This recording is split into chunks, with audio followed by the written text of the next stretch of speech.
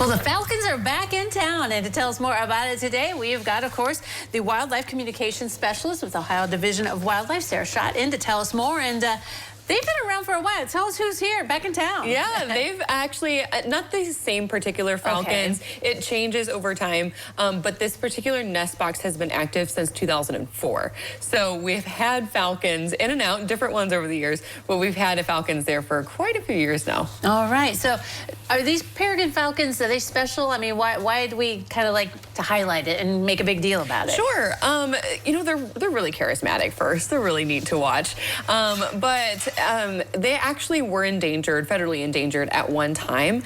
So it kind of became like an all hands on deck for a lot of different states, including Ohio. We kind of jumped on that bandwagon to help try to bolster these populations.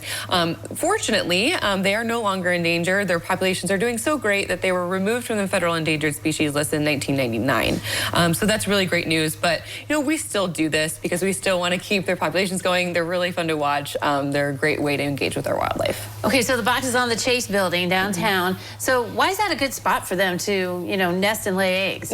Yeah, so their natural breeding habitat, nesting habitat, is actually on the edges of cliffs. So in the wild, you know, when they don't have these nest boxes that are put there by a person, they actually just kind of make a little scrape on the side of a cliff and they lay an egg, and you know how they hatch and survive. It's pretty crazy. Yeah. But we don't have cliffs like that, you know, in Ohio. And so if you kind of think about something that might be similar to that, it's a building in downtown. And there's actually several different cities, Toledo, I think there's one in Bowling Green as well, Columbus, Cleveland. There's lots of these cities that have these nest boxes there, and the falcons really like it. And they also hold, you know, some good populations of smaller birds for them to feed on. So they really like these locations in downtown areas. All right, so how many eggs do we have, and when are they going to hatch? Yeah, so we have 2 eggs right now, which is on the lower side. When we look at peregrine falcons, they lay an average of like 3 or 4 eggs. But we're kind of suspecting that the female this year, she's on the younger side. So that's normal for a younger female.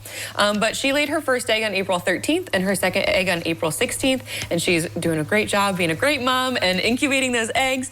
So we're fingers crossed for a hatch date around May 15th. All right, very good.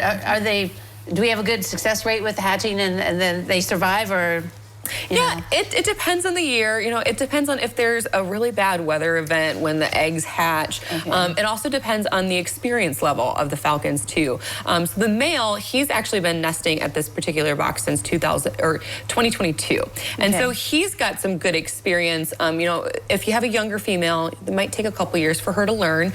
So it is nature. You know, we never know what's going to happen. But usually, you know, they're able to fledge, or one of the chicks, 1 or 2 of the chicks are able to survive. So does that mean they don't stay paired up all the time? I mean, they do. They will return to the same nest with the same pair. But if something happens to one of the falcons, they will find a new mate. Yeah. Oh, okay. All right. Very good. So you mentioned that they, you know, in the city they can hunt and, you know, survive. So what are they looking for downtown? Is this a good thing to have them downtown to hunt birds? Yeah, they'll prey on a variety of small birds in particular. So we're looking at like songbirds, pigeons, doves, things like that.